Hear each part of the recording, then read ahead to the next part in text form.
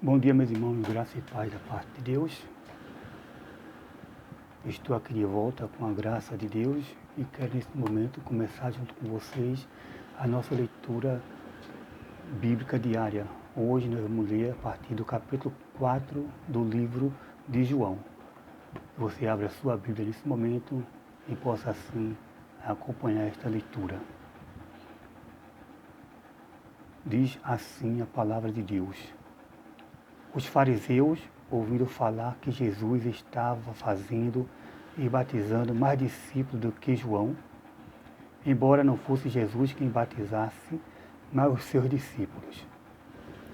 Quando o Senhor ficou sabendo disso, saiu da Judéia e voltou uma vez mais a Galiléia. Era-lhe necessário passar por Samaria. Assim chegou a uma cidade de Samaria chamada Sicar, perto das terras de Jacó, dera a seu filho José. Havia ali o poço de Jacó. Jesus, cansado da viagem, sentou-se à beira do poço. Isto se deu por volta do meio-dia.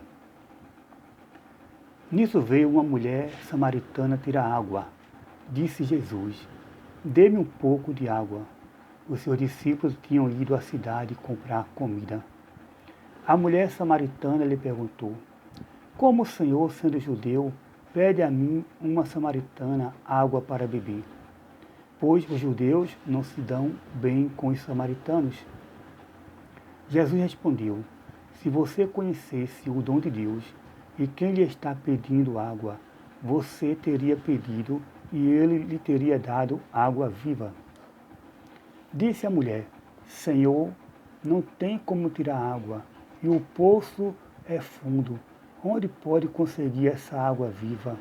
Acaso o Senhor é maior do que o nosso pai Jacó, que nos deu o poço, o qual ele mesmo bebeu, bem como seus filhos e seu gado?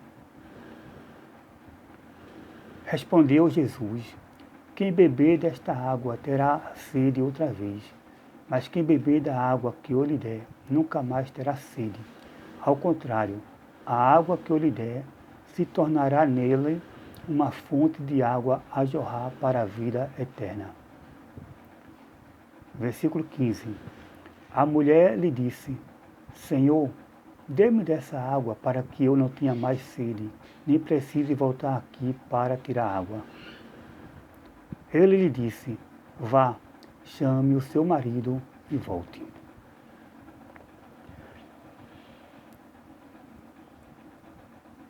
Não tenho marido, respondeu ela. Disse-lhe Jesus: você falou corretamente, dizendo que não tem marido. O fato é que você já teve 5, e o homem com quem agora vive não é seu marido. O que você acabou de dizer é verdade.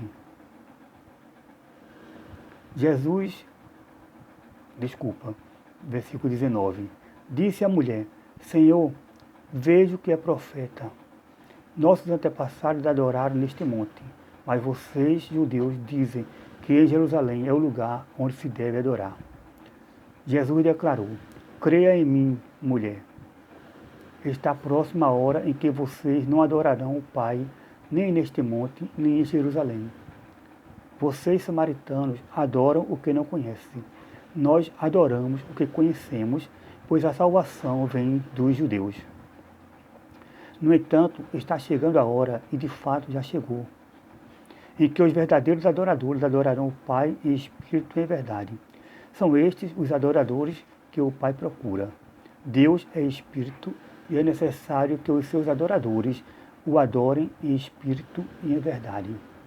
Disse a mulher: eu sei que o Messias chamado Cristo está para vir.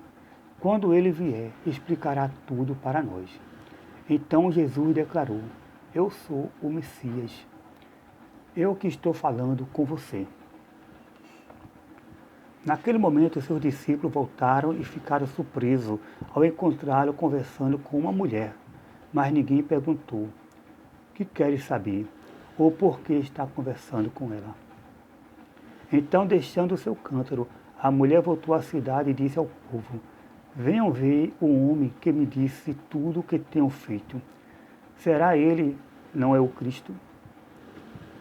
Então saíram da cidade e foram para onde estava. Enquanto isso, os discípulos insistiam com ele: Mestre, come alguma coisa? Mas ele disse: Tenho algo para comer que vocês não conhecem. Então seus discípulos disseram uns aos outros: Será que alguém lhe trouxe comida? Disse Jesus: A minha comida é fazer a vontade daquele que me enviou e concluir a sua obra. Vocês não dizem: Daqui a quanto mês haverá a colheita? Eu lhe digo: abram os olhos e vejam os campos. Eles estão maduros para a colheita. Aquele que colhe já recebe o salário e colhe fruto para a vida eterna. De forma que se alguém juntos o que semeia e o que colhe.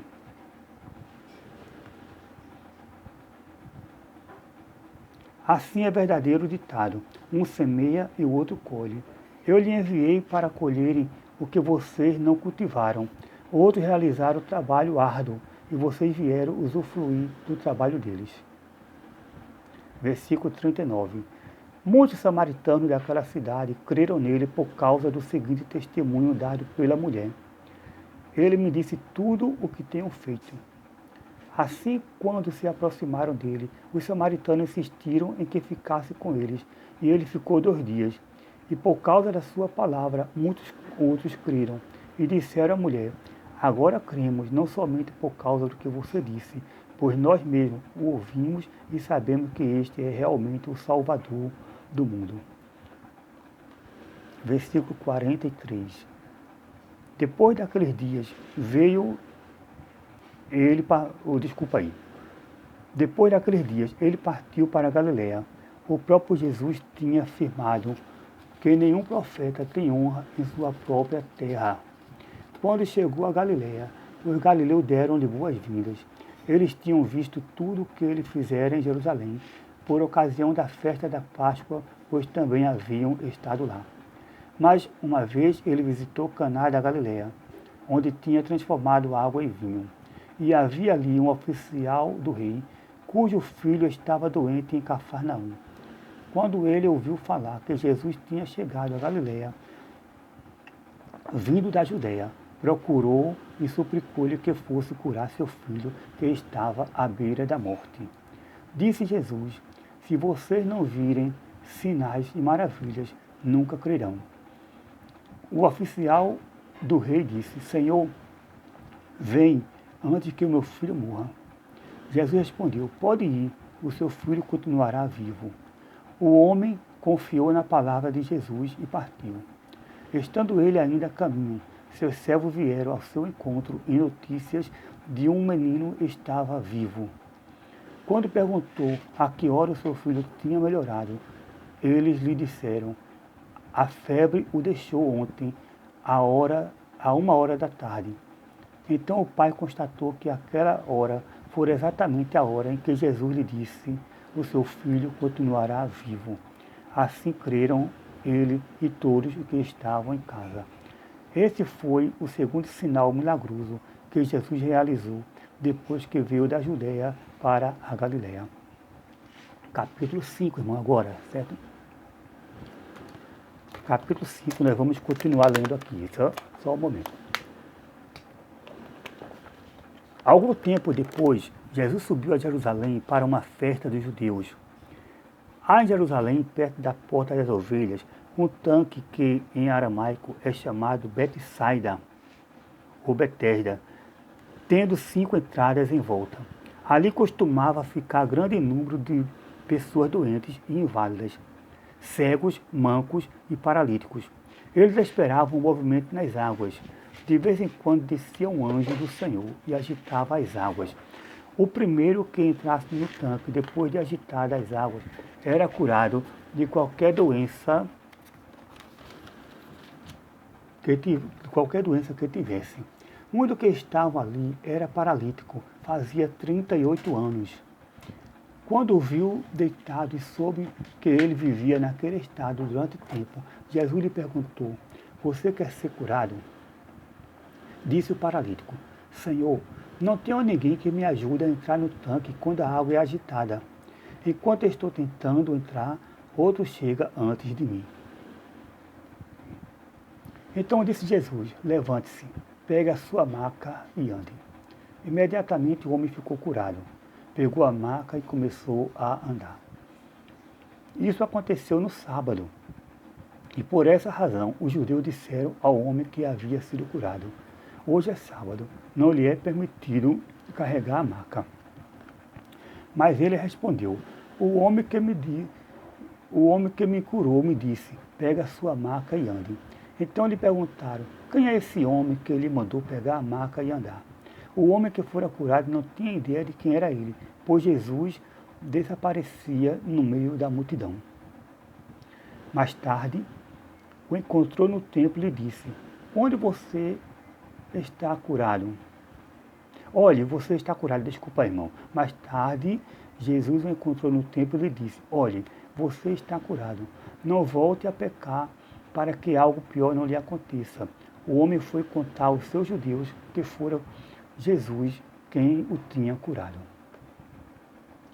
Então os judeus passaram a perseguir Jesus, porque ele estava fazendo essas coisas no sábado. Disse Jesus: meu pai continua trabalhando até hoje, eu também estou trabalhando. Por essa razão, os judeus mais ainda queriam matá-los, pois não somente estava violando o sábado, mas também estava dizendo que Deus era seu próprio Pai, igualando-se a Deus.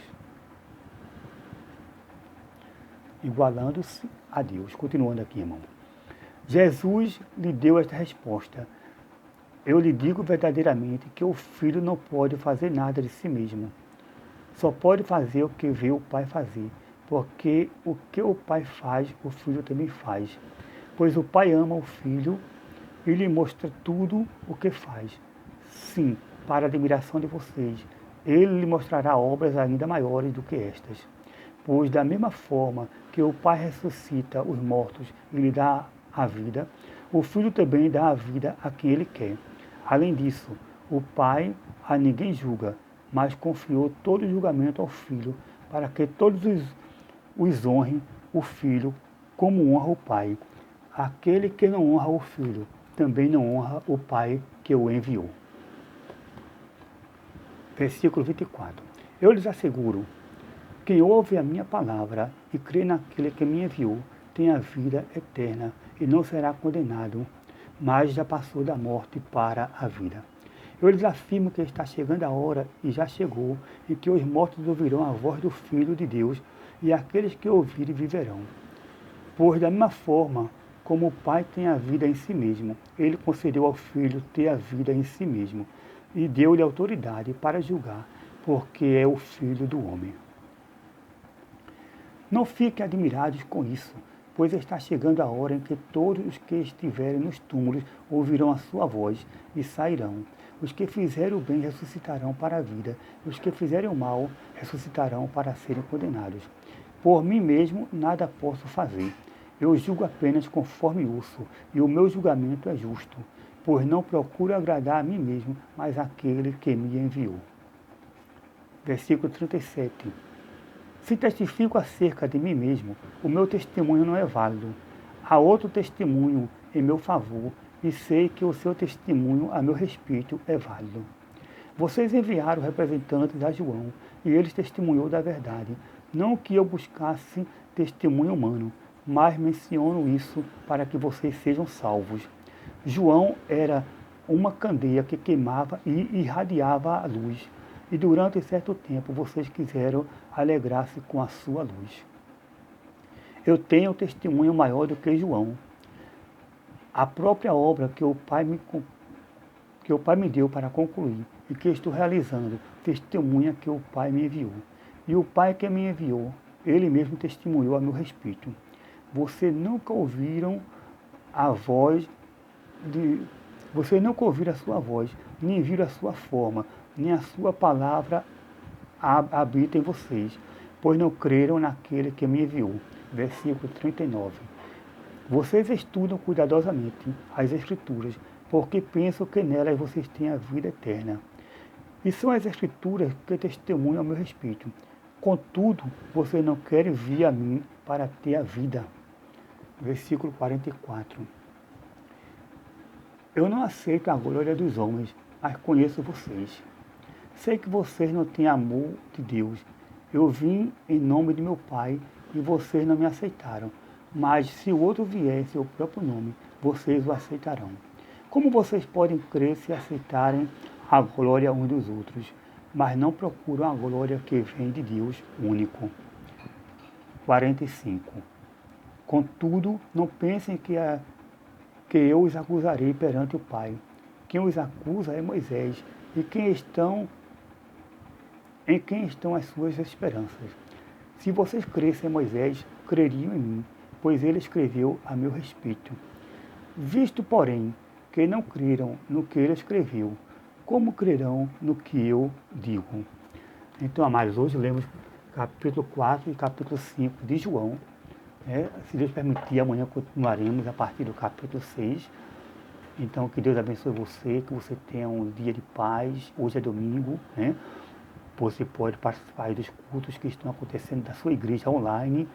Se a sua igreja, por acaso, não estiver fazendo culto online, você pode participar do culto que outras igrejas estão aí fazendo online, né? Algumas mensagens que vai ser dita online. Algumas igrejas poderão estar fazendo a escola bíblica dominical também online. Se isso acontecer, aconselho você a participar, aproveite melhor. E como sempre é de costume, né, eu digo a vocês, fiquem em casa. Né? Saiam se necessário, mas saiam precavidos, né? Sejam rápidos e estejam atentos, mais uma vez, né, àquilo que as autoridades estão dizendo por aí. Né? Fique em casa, aceite o conselho para o seu bem, lave as mãos. Né? Que Deus abençoe você, que Deus abençoe sua vida, que Deus lhe dê paz, que seu coração esteja tranquilo. Que a graça do Senhor Jesus Cristo continue com cada um de vocês para todo sempre. Amém.